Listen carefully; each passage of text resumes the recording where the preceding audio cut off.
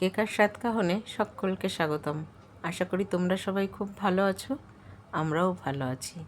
ঘরে বানিয়েছিলাম একদম ভিন্নভাবে ভিন্ন স্বাদের ভর্তা। ভর্তা আমরা সবাই পছন্দ করে থাকি। তাহলে আসো দেখে নিই কীভাবে করলাম এই ভর্তা, সঙ্গে থাকো। ঘরে না আজকে এসেছিলো চিংড়ি মাছ, সেই জন্যই চিংড়ি মাছের মাথাগুলোকে ঠিক খোসা ছাড়িয়ে শুধু মাথার ভেতরের নরম অংশটাকে নিয়ে নিয়েছি। ভাবলাম আজকে এটা দিয়ে কিছু একটা করবো। আর এদিকে চিচিঙ্গাও এসেছিলো, চিচিঙ্গেগুলোকে ভেজেছি আর খোসাগুলো না রয়ে গেছে।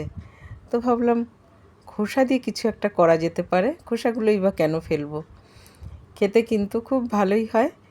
তার জন্য খোসাগুলোও নিয়ে নিলাম। আর এদিকে আমি একটা কড়াইতে সর্ষের তেল গরম করে নিয়েছি খুব ভালো করে। যেহেতু সর্ষের তেলে রান্নাটা করব, তেলটা কিন্তু খুব ভালো করে গরম করে নিতে হবে। ফোড়নে দিয়েছি একটা শুকনো লঙ্কাকে ছোট ছোট টুকরো করে, আর কালো জিরে, আর দিলাম এখানে বেশটা রসুন। একদম রসুনগুলোকে আমি কুচিয়ে নিয়েছি। খুব ভাজবো না, হালকা ভাজা হলেই এর মধ্যে দিয়ে দেবো পেঁয়াজ। পেঁয়াজটাকে এখন বেশ সুন্দর করে একটুখানি কালার চেঞ্জ করা পর্যন্ত ভালো করে ভেজে নিতে হবে। আর এদিকে ঝিঙের খোসাগুলোকে একদম ছোট ছোট করে কুচিয়ে নিয়েছি, যাতে মিক্সিতে দিলে পেস্ট করতে সুবিধা হয়। আর চিংড়ি মাছের মাথার নরম অংশটাকেও দিয়ে দিলাম মিক্সিতে। আর দেব এখানে 4টে কাঁচা লঙ্কা। এগুলোর খুব ভালো একটা পেস্ট তৈরি করে নিতে হবে। আর এদিকে দেখো পেঁয়াজটাও কিন্তু একদম সফট হয়ে গেছে। ঠিক এই সময় যে পেস্টটা করেছি, পেস্টটাকে এর মধ্যে দিয়ে দেব। এখন স্বাদ অনুযায়ী দিচ্ছি নুন, আর সামান্য জিরে পাউডার আর হলুদ পাউডার, আর দিয়েছি স্বাদকে ব্যালেন্স করার জন্য খুব সামান্য একটু চিনি। এখন এগুলো দিয়ে খুব ভালো করে ভাজতে হবে। এর আগেও আমি চিচিঙ্গের খোসা দিয়ে পাকোড়া করেছিলাম, তখনও তোমরা চিচিঙ্গে খোসার পাকোড়া খুব পছন্দ করেছিলে।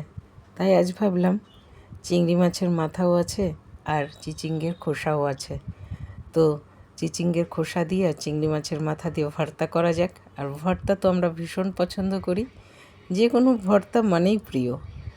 ঠিক এইভাবে আস্তে আস্তে কিন্তু জাল করে একদম শুকিয়ে নিতে হবে, মানে এর মধ্যে এতটুকুও রস থাকবে না। খেতে কিন্তু ভীষণ টেস্টি হয়েছিল। দেখো জাল করে কিন্তু একদম শুকিয়ে গেছে, প্যান থেকে কিন্তু ভর্তা একদম ছেড়ে দিয়েছে, মানে রান্নাটা কিন্তু একদম ডান সার্ভ করার জন্য। আর ভর্তা না আমার ভীষণ প্রিয়, যে কোনো ভর্তাই আমার খুব ভালো লাগে। গরম ভাতের সঙ্গে ভর্তা মানে জাস্ট অসাধারণ লাগে খেতে। আর এই ভর্তাটা ছিল একদম এক কথায় বলতে পারো ফাটাফাটি। গরম ভাতের সঙ্গে এত ভালো লেগেছিল, দুপুরে সত্যি আর কোনো কিছুর প্রয়োজন হয়নি, এতটা টেস্টি হয়েছিল। আর একটু ভর্তার সঙ্গে সর্ষের তেল কিন্তু খুব ভালোই লাগে খেতে। তোমরা যারা সর্ষের তেল দিতে পছন্দ করো অবশ্যই দিয়ে খেয়ে দেখবে, খুব টেস্টি হয়। আর এই ভর্তা আমি সার্ভ করেছিলাম গরম গরম ভাতের সঙ্গে। গরম ভাতের সঙ্গে জাস্ট অসাধারণ লেগেছে, এক কথায় বলতে পারো পুরো ফাটাফাটি। ঘরের সবাই তো আমরা ভীষণ তৃপ্তি করে খেয়েছি। তোমরা কিন্তু অবশ্যই ট্রাই করো। আর আজকের রেসিপি তোমাদের কেমন লাগলো কমেন্টে জানাতে কিন্তু একদম ভুলো না।